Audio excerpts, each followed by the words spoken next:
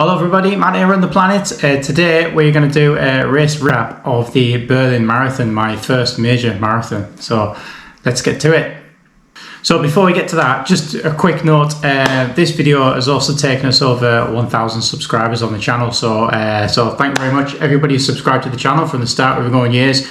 Anybody who's subscribed from the start, anybody who's subscribed recently along the journey, people are commenting on the channel, it all helps, it's all good stuff, so thank you very much and very much appreciated.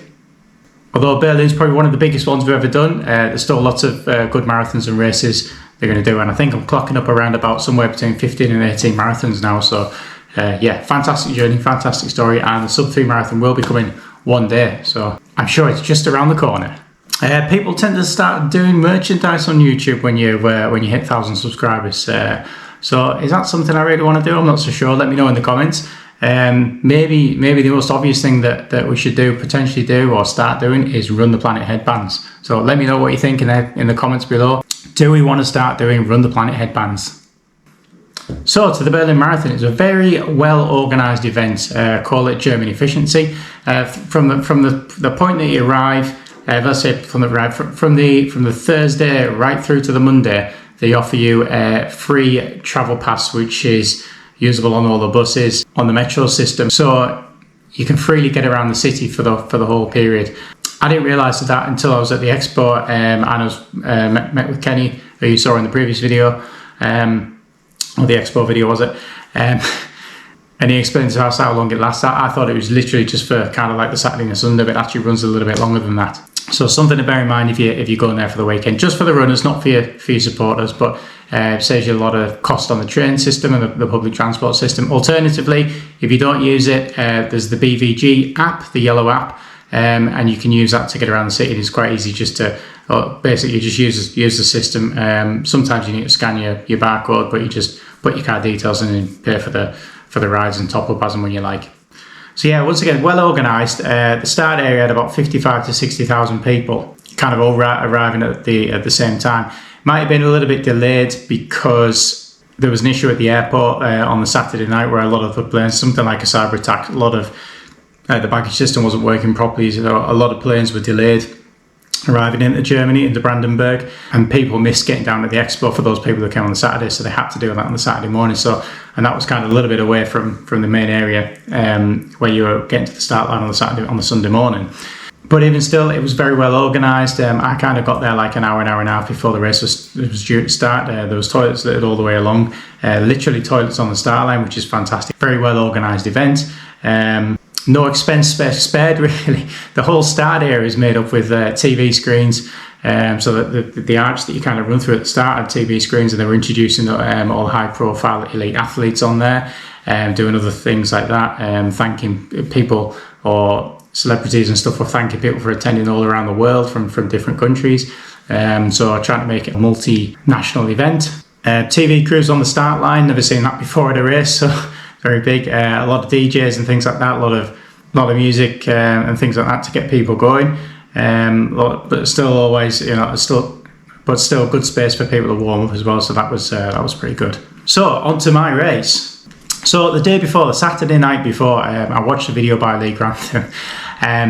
If you go check his YouTube channel out, I think he might have potentially had a couple of runners in the Berlin Marathon race. Maybe he didn't, but he put a video out about how to deal with the heat, because this is now being recorded as the hottest race. The 51st Berlin Marathon is the hottest Berlin Marathon that's ever taken place, ranging from 21 through to 27 degrees for the period that I was racing. So it was ridiculously hot. The sun was out and it was killing everybody. But he put in a lot of tips, a lot of strategy. I won't list all that now, but some of the stuff I've done in the race and what you could see me doing in the race, some of that or half of that was coming off the back of what I'd watched in Lee Grantham's video. So there's some tips there, and also from Run Dream Achieve. It's stuff that he didn't specifically do one for the Berlin Marathon, but it's what he's preached over the last year or so that I've been watching his channels, probably longer than that. It's maybe up to a couple of years now. So various different tips about drinking, making sure you drink the water. If you need to stop for a few seconds walking through the station, pour a bit of the water down the back of your neck, all that kind of stuff. All really good information for a runner running in the heat. So with a lead up to the marathon, even the Berlin Marathon had put out a post and put out a YouTube video saying, please scrap your PRs, don't try and go for PRs. the heat's going to be ridiculous. And I've been tracking the weather for the week or two leading up to it, and kind of had the same view that it was going to be a nightmare race. It probably wasn't going to be this race where I was going to achieve a close to a sub 3, and in the end hit 3 hours 36, which was way off. So, but before I'd started the race, I'd already kind of agreed that I'm going to go out at a steady pace. In the back of my mind, it would have been nice to finish all the majors that I'm going to attend, that I want to do the 6 stars. I want to run them all at sub 3:30. So that would have been nice, but that's obviously gone out the window at the first hurdle. So I started off with this race strategy of drinking cups of water and pouring a bit of the water down the back of the neck. And the water was really cold, so they've done really well for that. So unless it was water in cups that have been stood out on the table for quite a while, the water is generally quite cold, especially if it was fresh coming out of the water canister into the cups. So 5k into the race, it was already 21 degrees, and I was already feeling the heat. I was really struggling in the heat to get out. I say I'm struggling, it was just in the view that like this is going to be a long race. There was a bit of a chance to hide in the shade a little bit behind buildings, but the air temperature was 21 degrees, so it was already, right from the start, it was already killing you. So my pace setting off was about 4:40 minutes per kilometre, so that's to give you an indication that if I'm going to go for sub 3 hour marathon pace, that's 4:15. So I really wanted to be setting off at 4:15, 4:20 pace. So you could see it right from the start that I've decided that I'm kind of like throwing out the window the sub 3 attempts, but still do what I can, take it to start off steady, see if we can pick it up later on at the end, and you never know, I might run a PB on the day. So as we were getting into the race a bit more, taking on the water at the stops, taking on my gels as I wanted to do, taking on the Mortons, roughly every 6k is what I was planning to do. So I took 6 of those with me. I took one on the course at 27k as well, which was really good. So I was really happy with the way that I was doing the nutrition. They did have Morton on the course as well, the Morton 320 drink, so that was really good. Really enjoyed picking that up, probably like maybe 4 or 5 times. Didn't really see it too much towards the end. I don't know if I missed it a couple of times, but I managed to feel like I got enough of that on the course. But as I was approaching the 10 kilometre point, it was really starting to get warm. So we were probably picking up at least 22 degrees, maybe 23 on the air temperature. And I could really think, and I was thinking to myself at that point, I don't feel like I'm going to get to the end of this race. It's going to be a long day. I was always going to get there, but even if I had to walk into the end, but after all the training I put in through, probably the best training block I've ever done for the last 6 months leading up to it, I knew I was in a much better position, much fitter than I've ever been before. But even still at that point, 10k, I think, do I really want to do this? But the atmosphere was amazing. The sport was pretty much lined from the streets from start to finish. Hardly any areas of the racetrack where people weren't supporting you. A lot of music on the course, but I'm not crazy about having music while I'm running, but it was hard not to get into the atmosphere and enjoy the event. So thanks very much to anybody who was there supporting the race. Obviously not supporting me, but supporting your friends and family and stuff like that.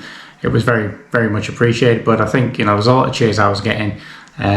So everybody did a fantastic job in supporting every runner on the course. So once again, thank you very much. So one thing I did do at the 10k point, probably just after when I got that kind of like second or third water stop, drink a cup of water, poured half the water down the back of my neck. It was really cold, really chilled, and very shortly afterwards of that, it kind of felt really good. So that strategy of pouring a little bit of cold water down the back of your neck made a difference, and kind of like I started to feel much better and started to get comfortable and settled into the race at that point. As I got to about 18 kilometres, by that time I felt quite comfortable and thought, okay, this is a decent steady pace. So although I'm currently running at like 4:35, 4:40 pace, I can do this quite easy, and it's not going to be an issue to get to the end of the race, but I'm just going to have to kind of plod along to a certain extent, enjoy the event, and not worry too much about picking up a PR or anything like that.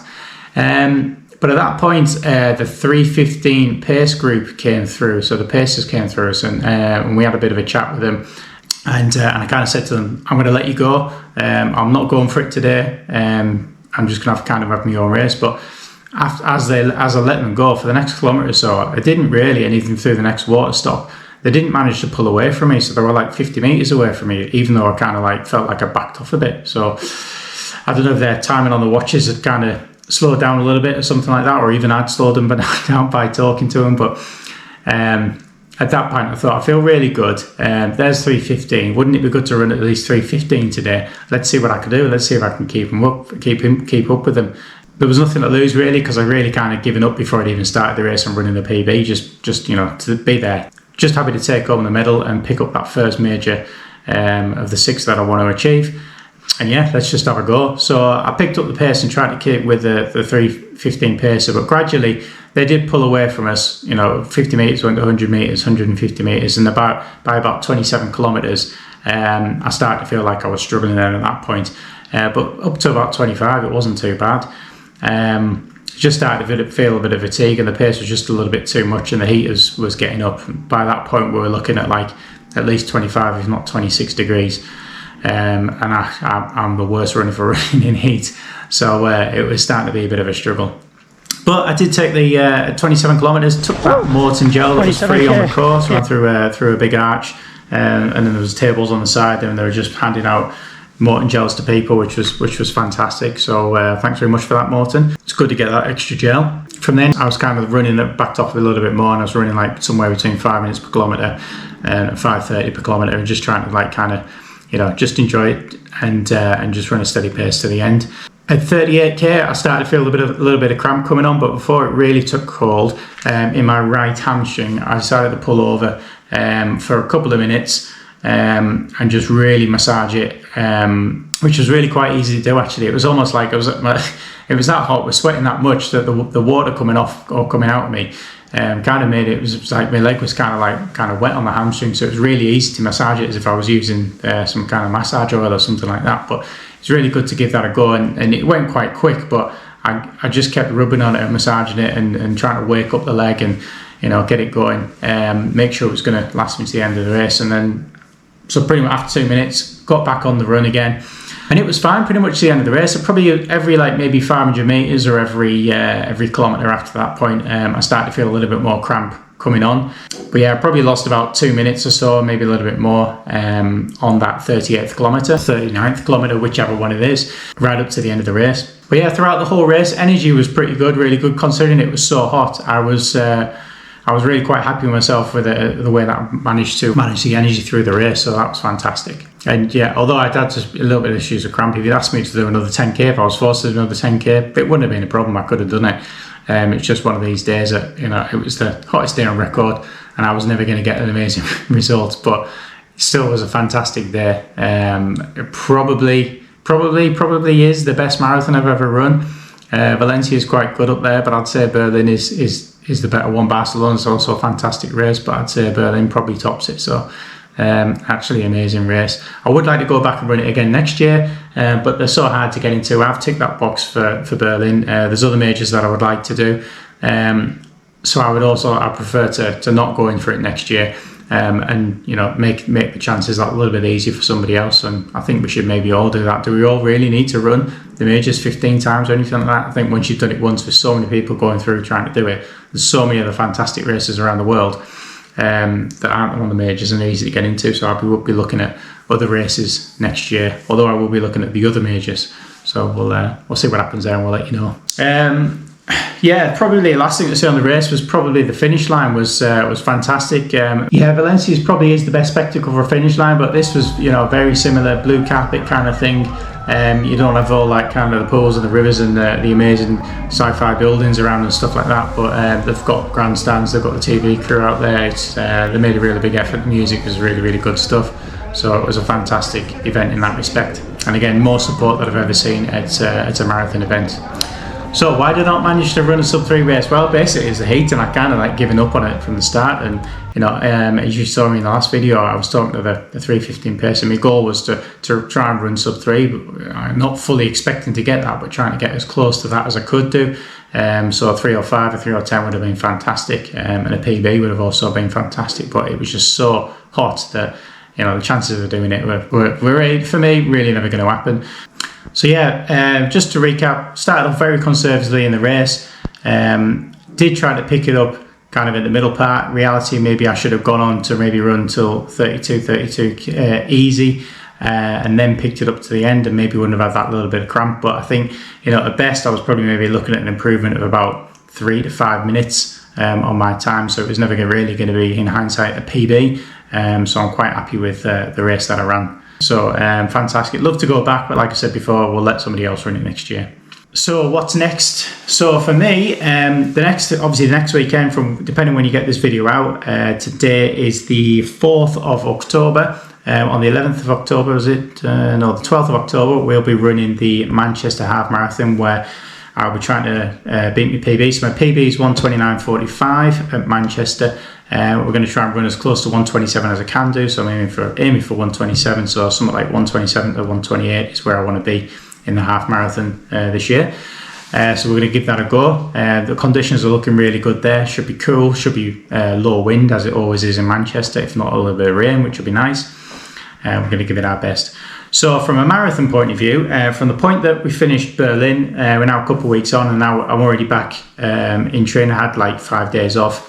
The race was conservative, so it meant that it was more of a training run from a physical point of view, from where the body was concerned. We're now training again, so 10 weeks on, I'll be running the Croft Marathon. So Croft Circuit up in Darlington, up in the northeast of England. Very small event, totally opposite. I've ran Valencia, that's a big one. I've run Barcelona, that's a pretty big one. I've just ran one of the biggest, if not the biggest, Berlin, 50,000-60,000 people. And now we're going to run Croft, which is a tiny, small event. It's a racetrack for racing cars, 5 kilometre lap looped course. So we're looking at about 8+ laps. And there I will try to pretty much be the conditions will be absolutely perfect. It should be somewhere between 5 to 10 degrees. Just a small event, maybe 1,000 people running the marathon or something like that, with all the different events on the same day. I'll be going for that sub-3 pace from start to finish, and see what we come with. So I'm pretty confident I'll get a PB on that course, but only time will tell. From a training point of view, I'm pretty much going to just regurgitate the last couple of months that I've done from the Run Dream Achieve training plan. Kind of just continuing on, might tweak it around a little bit, but generally that's basically what I'll be doing over the next couple of months, as we lead into Croft Marathon. So I really look forward to that. Potentially isn't going to be the last marathon of the year. I am potentially looking at something else. If not a marathon, it might be a half marathon, and I'm already looking for. So my plan was to get Berlin finished, and then start looking at the 2026 plan. So I need to start getting races booked. You know what it's like. All the races sell out pretty fast. So I really want to have a good 2026. I've already had a really good, fantastic, 10 months in to 2025. It's had a really, really good year. I've ran a marathon in the PB. I haven't quite hit that 40 minutes in the 10K. 40-30 something is kind of where we sat at still with that one, which is probably my lowest priority of the 3 goals, and obviously the half marathon, which was always going to be Manchester, that I was going to use for that PB attempt, which is next weekend. So really enjoyed Berlin. Love to go back there one day. Probably will one day, but let's see. Lots of other races and goals to achieve before we get there. Thanks very much for watching. Thanks very much for sticking with the video. Lots more coming up on the channel. Once again, thank you all the people who subscribe to the channel. We're hitting 1,000. Channel's growing pretty rapidly now, so very much appreciated. And yeah, I think that's all we've got to say. So thanks very much for watching. Please like, comment and subscribe, and we'll see you next time. And there's the medal. If you haven't seen it, I've shown it in other videos. It's actually on the thumbnail of the race video. Fantastic. Brandon Wigate on the front, and then on the reverse of it, you've got the track there. So brilliant, fantastic. Berlin legend. We're all legends. If you ran the Berlin Marathon, you are a Berlin legend. Emotionalste Ziel 2025.